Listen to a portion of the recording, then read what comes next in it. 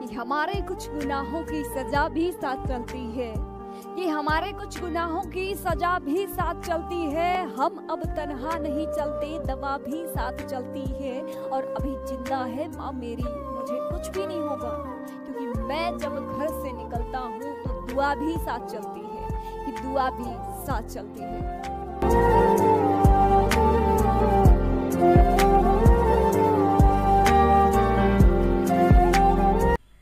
जय हिंद। आज के इस वीडियो में हम लोग रघुवंशम के प्रथम सर्ग को जानने वाले हैं। महाकवि कालिदास जी द्वारा रचित रघुवंशम महाकाव्य में पहले शंकर और पार्वती जी का वर्णन करते हुए कालिदास जी कहते हैं कि जिस तरह से शब्द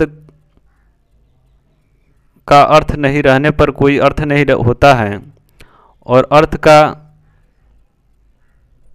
कोई अर्थ नहीं होता है जब शब्द नहीं होता है, और रघुवंश एक महासागर है और इसे हम एक छोटे से नौका को लेकर के पार करने का प्रयास कर रहे हैं। रघुवंश के पहले राजा दिलीप हैं, जिन्होंने प्रजा के लिए बहुत ही सुदृढ़ काम किए हैं। उनके राज्य में सारे प्रजा कुशल से एवं सुखमय जीवन व्यतीत कर रहे हैं। लेकिन राजा दिलीप को संतान नहीं होता है, तो राजा दिलीप और सुदक्षिणा वशिष्ठ मुनि के आश्रम जाते हैं। रास्ते में ही उनको सुंदर कमल के फूल तथा अनेक प्राकृतिक चित्रण कवि कालिदास ने बहुत ही अच्छे तरीके से किए हैं। उसके बाद संध्या हो जाता है तो वे मुनि वशिष्ठ के आश्रम में पहुँचते हैं। वहाँ पे अरुंधति और अनेक ऋषि ने उनका बहुत ही अच्छे तरीके से स्वागत किया। साथ ही जब वशिष्ठ मुनि उस आश्रम में पहुँचते हैं और समाचार पूछते हैं तो वे कहते हैं सब प्रजा कुशल से हैं। फिर दिलीप अपनी समस्या को वशिष्ठ मुनि को बतलाते हैं। वशिष्ठ मुनि ध्यान में देखते हैं तो वे कहते हैं कि राजा, जब आप स्वर्ग से लौट रहे होते हैं तो आप कामधेनु गाय को परिक्रमा नहीं करते हैं, इसलिए कामधेनु गाय आपको श्राप दे देती है। इस समय कामधेनु गाय वरुण के यज्ञ के लिए पाताल लोक गई हुई है, लेकिन उनकी पुत्री नंदिनी भी कामधेनु की तरह ही प्रभावशाली है, इसलिए आप इन्हीं का ही सेवा कीजिए। वह खाना खाए तो खाइए, वो बैठे तो बैठिए, वो सोए तो सोइए, वो जिस तरह से करे उसी तरह से कीजिए, ताकि वह प्रसन्न होकर के आपको मनवांछित फल देने का प्रयत्न करें।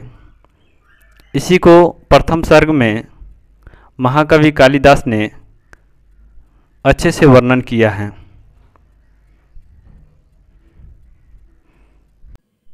रघुवंशम प्रथम सर्ग की संक्षिप्त कथा।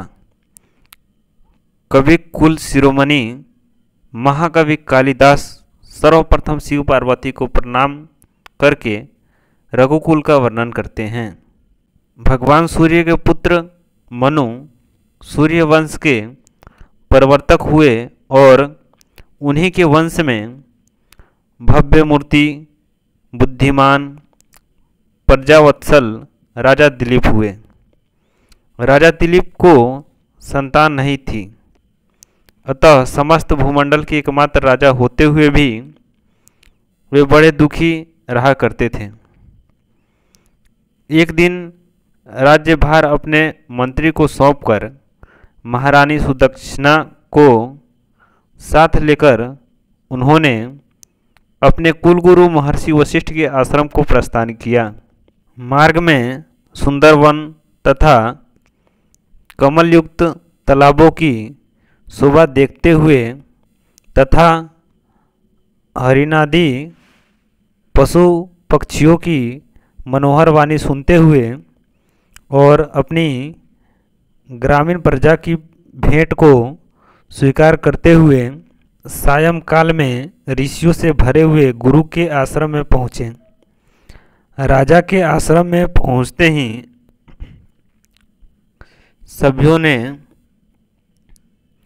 अपने रक्षक राजा का सत्कार किया और राजा ने अरुंधति सहित गुरु जी के दर्शन किए तथा चरण स्पर्श कर गुरु का आशीर्वाद प्राप्त किया। कुशल क्षेम पूछने के बाद राजा ने संतान न होने के कारण अपना कष्ट गुरु जी से कहा। गुरु जी ने समाधि के द्वारा कारण जानकर राजा से कहा कि एक समय स्वर्ग से लौटते हुए तुमने कल वृक्ष की छाया में बैठी हुई कामधेनु की प्रदक्षिणा आदि पूजा नहीं की थी। उसी ने तुम्हें श्राप दे दिया और वह कामधेनु इस समय वरुण के एक बड़े यज्ञ के लिए पाताल गई है। अतः तुम कामधेनु की संतान नंदिनी जो कि यहाँ है उसी की सेवा करो। नंदिनी भी कामधेनु के समान प्रसन्न होने पर मनोरथ को पूर्ण करने वाली है। अतः हे राजन, तुम जंगली कंद मूल फल खाकर नंदिनी के चलने पर चलना, बैठने पर बैठना और इसके जल पीने पर जल पीना, और तुम्हारी धर्म पत्नी भी नियम पूर्वक प्रातः चंदन पुष्पादि से इस नंदिनी की पूजा करके तपोवन की सीमा तक इसका अनुगमन करें तथा सायंकाल वहीं तक सन्मुख लेते जावे। इस प्रकार सेवा में तत्पर रहो जब तक कि यह प्रसन्न न हो। यह कहकर वशिष्ठ जी ने गो सेवा रूपी व्रत की विधि का उपदेश देकर राजा को विश्राम करने की आज्ञा दी और राजा ने गुरु जी की बताई हुई पर्ण कुटी में रात बिताई।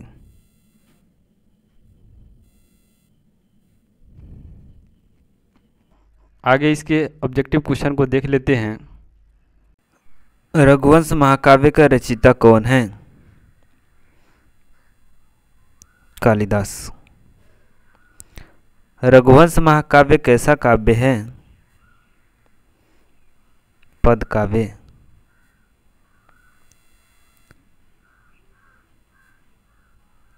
रघुवंश महाकाव्य किसमें विभक्त है? सर्गों में। रघुवंश महाकाव्य में कितने सर्ग हैं? 19। राजा दिलीप किस वंश में उत्पन्न हुए थे? वैश्वत मनु।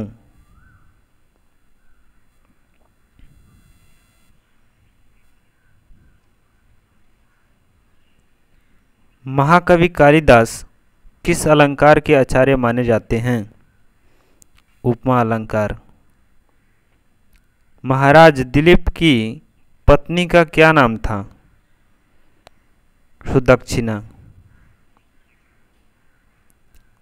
राजा दिलीप पुत्र प्राप्ति के लिए कहाँ गए? वशिष्ठ आश्रम।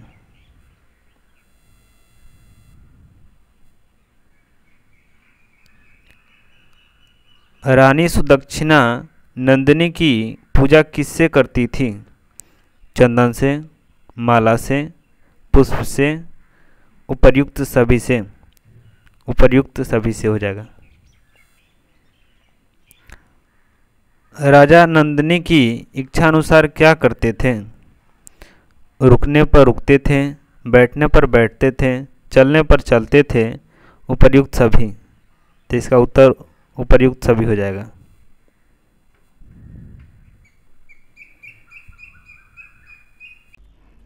इस वीडियो को देखने के लिए धन्यवाद। जय हिंद।